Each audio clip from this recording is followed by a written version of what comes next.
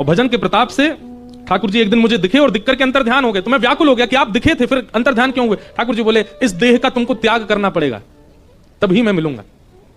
और स्वतः त्याग मत करो, स्वाभाविक त्याग होगा। एक बात आपसे हम निवेदित कर दें, स्वतः देह का त्याग करने वाले को कभी भगवत प्राप्ति नहीं होती। जितने भी पाप हैं संसार में, उनमें सबसे बड़ा पाप है यह विचार भी करना कि हम स्वतः का त्याग कर दें, आत्महत्या कर लें। कभी विचार मत करना।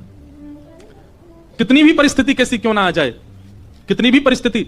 एक व्यक्ति ने मुझसे प्रश्न किया, बोले सती जी ने भी तो यज्ञ कुंड में प्रवेश किया था। नहीं, उन्होंने अपने योग बल से अग्नि को प्रज्वलित किया। योग बल से अग्नि प्रज्वलित नहीं हो सकती। जो योग स्थिति में होगा वही कर सकते हैं। उन्होंने यज्ञ कुंड में प्रवेश नहीं किया है। मानस जी में स्पष्ट है कि उन्होंने अपने योग बल से देह का त्याग किया, और वह भी इसलिए क्योंकि वो निश्चित था कि उनको पुनः पधारना है। महादेव अब स्वीकार नहीं करेंगे। आत्मदाह, आत्म हत्या का विचार भी महापाप है, नहीं करना। स्थिति चाहे जैसी आ जाए, लड़िए।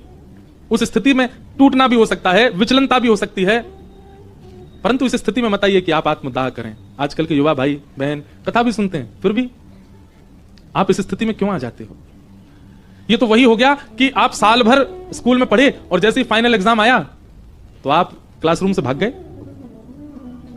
संसार में परीक्षा आना स्वाभाविक है, और क्षमा कीजिए, परीक्षा आपके अनुकूल प्रश्न कभी नहीं लाती है। चीटिंग मानी जाएगी अगर अनुकूलता आ रही है तो।